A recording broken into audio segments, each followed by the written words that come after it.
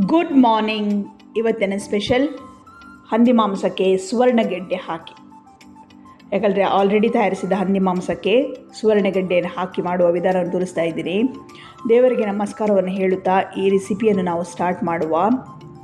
ಈ ವಿಡಿಯೋನು ಲೈಕ್ ಮಾಡಿ, ಸಬ್ಸ್ಕ್ರೈಬ್ ಮಾಡಿ, ಬೆಲ್ ಐಕನನ್ನು ಪ್ರೆಸ್ ಮಾಡಿ. ಇಲ್ಲಿ ನಾನು 3/4 kg ಆಗುವಷ್ಟು ಸುವರ್ಣಗೆಡ್ಡೆಯನ್ನು ತೆಗೆದುಕೊಂಡಿದ್ದೇನೆ. ನೋಡಿ, ಇಷ್ಟು ದೊಡ್ಡದು, ಹೊರಗಡೆ ಎಲ್ಲ ಕ್ಲೀನ್ ಮಾಡಿ ಚೆನ್ನಾಗಿ ಈ ಥರ ತೆಗೆದುಕೊಂಡಿದ್ದೀನಿ. ಇವಾಗ ಇದನ್ನು ನಾವು ಕಟ್ ಮಾಡಲಿಕ್ಕೆ ನಾವು ಕಟ್ ಮಾಡುವ.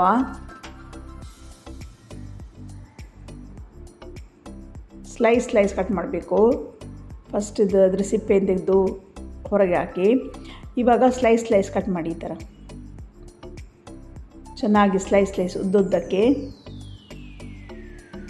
ಬ್ರೆಡ್ ಸ್ಲೈಸ್ ಥರ ಕಟ್ ಮಾಡಬೇಕು.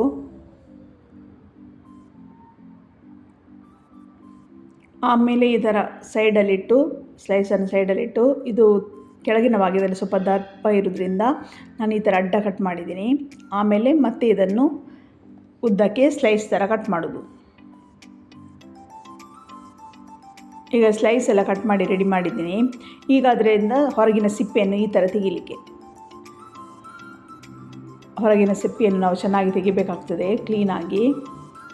ಈ ಥರ ಮಾಡೋದ್ರಿಂದ ಸ್ಲೈಸ್ ಮಾಡಿ ಹೊರಗಿನ ಸಿಪ್ಪೆ ತೆಗಿಲಿಕ್ಕೆ ನಮಗೆ ತುಂಬ ಈಸಿ. ಸುವರ್ಣಗೆಡ್ಡೆಯನ್ನು ಯಾವಾಗಲೂ ಸ್ಲೈಸ್ ಥರ ಕಟ್ ಮಾಡಿ ಆಮೇಲೆ ಅದರ ಸಿಪ್ಪೆಯನ್ನು ತೆಗಿಬೇಕು. ಆವಾಗ ನಮಗೆ ತುಂಬ ಈಸಿ ಆಗ್ತದೆ. ಇಲ್ಲಾಂದರೆ ಸುವರ್ಣಗೆಡ್ಡೆದು ಸಿಪ್ಪೆ ತೆಗಿಲಿಕ್ಕೆ ತುಂಬ ಕಷ್ಟ. ಈ ಥರನೇ ಮಾಡಿ ನೀವು ಕೂಡ, ಅದು ನಿಮಗೆ ತುಂಬ ಈಸಿ ಆಗ್ತದೆ. ಈ ಥರ ಮಾಡಿದ್ದೀನಿ. ಒಂದು ಸ್ಲೈಸ್ ರೆಡಿ ಆಯಿತು. ಇವಾಗ ನೋಡಿ, ಮತ್ತೊಂದು ಸ್ಲೈಸನ್ನು ತೆಗೆದುಕೊಂಡು ಅದರ ಸಿಪ್ಪೆಯನ್ನು ನಾನು ಹೇಗೆ ತೆಗಿತಾ ಇದ್ದೀನಿ ಅಂತ ನೀವು ನೋಡಿ.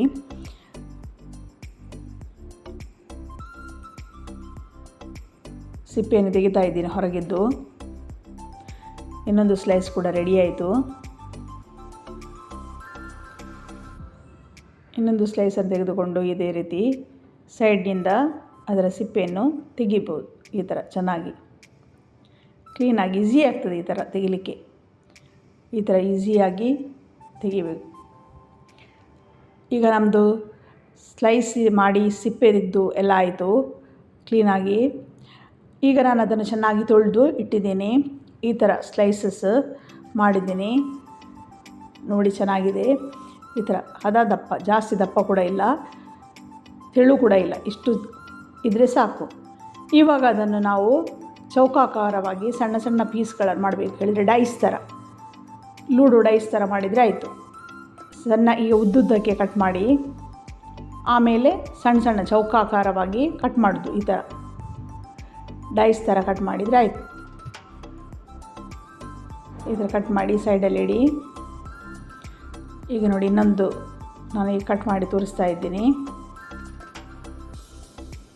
ಅಡ್ಡಡ್ಡವಾಗಿ ಚೌಕಾಕಾರವಾಗಿ ಈ ಥರ ಕಟ್ ಮಾಡಿ.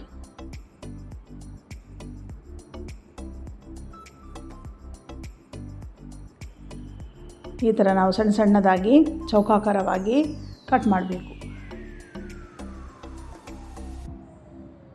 ಈಗ ನಮ್ಮದು ಕಟ್ ಮಾಡಿ ರೆಡಿಯಾಗಿದೆ. ಸುವರ್ಣಗೆಡ್ಡೆ ಕ್ಲೀನಾಗಿ ಕಟ್ ಮಾಡಿ ರೆಡಿ ಮಾಡಿಟ್ಟಿದ್ದೀನಿ. ಅದನ್ನು ಒಂದು ಪಾತ್ರೆಯಲ್ಲಿ ಹಾಕಿ ಅದಕ್ಕೆ ಸ್ವಲ್ಪ ಮುಳುಗುವಷ್ಟು ನೀರನ್ನು ಹಾಕಿ ಆಮೇಲೆ ನಿಮಗೆ ರುಚಿಗೆ ಎಷ್ಟು ಬೇಕು ಅಷ್ಟು ಉಪ್ಪನ್ನು ಹಾಕಬೇಕು. ಹೇಳಿದರೆ ನಾವು ಮಾಂಸಕ್ಕೆ ಆಲ್ರೆಡಿ ಉಪ್ಪು ಹಾಕಿರೋದ್ರಿಂದ ಇಲ್ಲಿ ನೀವು ಜಾಸ್ತಿ ಉಪ್ಪನ್ನು ಹಾಕಬೇಡಿ, ಸ್ವಲ್ಪ ಉಪ್ಪನ್ನೇ ಹಾಕಿ. ಯಾಕಂದರೆ ಈ ಸುವರ್ಣಗೆಡ್ಡೆಗೆ ಎಷ್ಟು ಬೇಕೋ ಅಷ್ಟು ಉಪ್ಪನ್ನು ಸ್ವಲ್ಪ ಹಾಕಿದರೆ ಸಾಕು. ನಾನು ಸ್ವಲ್ಪ ಉಪ್ಪನ್ನು ಹಾಕಿದ್ದೀನಿ.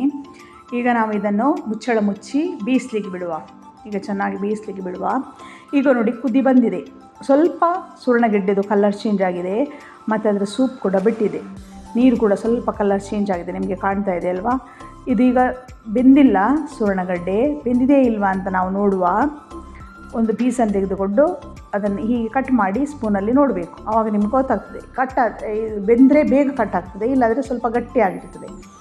ಈಗ ನೋಡಿ, ಅದು ಬೆಂದಿರಲಿಲ್ಲ, ಅದಕ್ಕೆ ನಾನು ಮತ್ತೆ ಸ್ವಲ್ಪ ಬೇಯಿಸ್ಲಿಕ್ಕೆ ಬಿಟ್ಟಿದ್ದೆ. ಈಗ ನೋಡಿ, ಚೆನ್ನಾಗಿ ಕುದಿ ಕೂಡ ಬಂದಿದೆ. ಸುವರ್ಣಗೆಡ್ಡೆದು ಕಲರ್ ಕೂಡ ಚೇಂಜ್ ಆಗಿದೆ.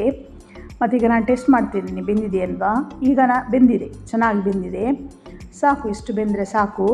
ಇವಾಗ ನೋಡಿ, ಈ ಥರ ಇರ್ತದೆ, ಕಲರ್ ಚೇಂಜ್ ಆಗಿ ಕರೆಕ್ಟಾಗಿ ಬೆಂದಿದೆಯಾ ಇಲ್ವಾ ಅಂತ ನಿಮಗೆ ಗೊತ್ತಾಗ್ತದೆ. ಇದನ್ನು ನಾವು ನೀರನ್ನು ಸೋಸಿ ತೆಗಿಬೇಕು. ಈಗ ನಾನು ನೀರು ಸೋಸಿ ತೆಗೆದಿದ್ದೇನೆ, ಪೀಸಸ್ ಮಾತ್ರ ಇದೆ ನೋಡಿ. ಈ ಥರ ಚೆನ್ನಾಗಿ ಡ್ರೈ ಆಗಿ ಪೀಸಸ್ ನೀರೆಲ್ಲ ನಾವು ಸೋಸಿ ತೆಗಿಬೇಕು. ಆಮೇಲೆ ಈಗ ನಾನು ಮೊನ್ನೆ ತಯಾರಿಸಿದ್ದು ಹಂದಿ ಮಾಂಸವನ್ನು ತೆಗೆದುಕೊಂಡಿದ್ದೀನಿ. ಆಲ್ರೆಡಿ ತಯಾರು ಮಾಡಿ ಇಟ್ಟಿದ್ದೆ. ಯಾಕೆ ಇದನ್ನು ಹಾಕ್ತಾಯಿದ್ದೇನೆ ಹೇಳಿದರೆ, ಇದರಲ್ಲಿ ಕೊಬ್ಬಿನಾಂಶ ಜಾಸ್ತಿ ಇರೋದ್ರಿಂದ ಅದು ಚೆನ್ನಾಗಾಗಲ್ಲ ತಿನ್ನಲಿಕ್ಕೆ. ಜಾಸ್ತಿ ಕೊಬ್ಬಿನಾಂಶ ಇರ್ತದೆ.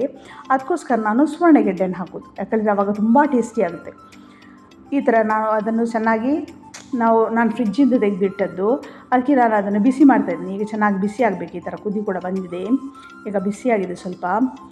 ಆಮೇಲೆ ಈ ಥರ ನಾವು ಬಿಸಿ ಮಾಡುವಾಗ ಸ್ವಲ್ಪ ತಳೆ ಹಿಡಿಯುತ್ತೆ. ಇಲ್ಲದ್ರೆ ಜಾಸ್ತಿ ಗ್ಯಾಸ್ ಇಲ್ಲದೆ ಸ್ಲೋ ಫ್ಲೇಮಲ್ಲಿ ಈ ಥರ ಬಿಸಿ ಮಾಡಿ ಚೆನ್ನಾಗಿ. ಆಮೇಲೆ ಈ ಥರ ಚೆನ್ನಾಗಿ ಈಗ ಸ್ವಲ್ಪ ಬಿಸಿಯಾಗಿದೆ. ಬಿಸಿ ಆದ ನಂತರ ಇವಾಗ ನಾವು ಬೇಯಿಸಿದ್ದ ಸುವರ್ಣಗೆಡ್ಡೆನ ಹಾಕಬೇಕು. ಈ ಥರ ಸ್ವಲ್ಪವಾಗಿ ಸುವರ್ಣಗೆಡ್ಡೆಯನ್ನು ಹಾಕಿ ಬೇಯಿಸಿದ ಇಟ್ಟ ಪಾತ್ರೆಯಿಂದ ಸುವರ್ಣಗೆಡ್ಡೆನೆಲ್ಲ ಹಾಕಿದ್ದೀನಿ.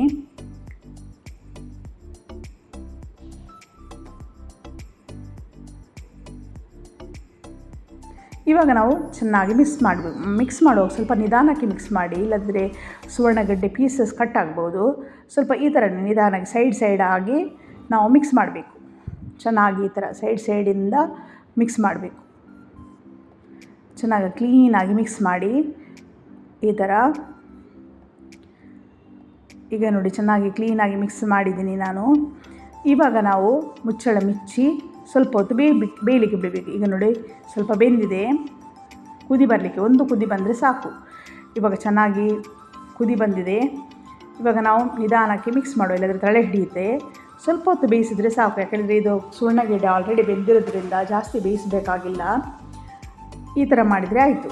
ಇವಾಗ ನಮ್ಮದು ಸುವರ್ಣಗೆಡ್ಡೆ ರೆಡಿಯಾಗಿದೆ. ಈ ಥರ ಇಷ್ಟು ಮಾಡಿದರೆ ಸಾಕು, ಜಾಸ್ತಿ ಬೇಯಿಸಲಿಕ್ಕಿಲ್ಲ. ಈಗ ನಮ್ಮದು ಸುವರ್ಣಗೆಡ್ಡೆ ಮಾಡಿ ರೆಡಿಯಾಗಿದೆ. ಇಷ್ಟೇ ಮಾಡಲಿಕ್ಕೆ. ಈ ವಿಡಿಯೋ ಲೈಕ್ ಆದಲ್ಲಿ ನಿಮ್ಮ ಫ್ಯಾಮಿಲಿ ಮತ್ತು ಫ್ರೆಂಡ್ಸ್ ಜೊತೆಗೆ ಶೇರ್ ಮಾಡಿ. Thanks for watching.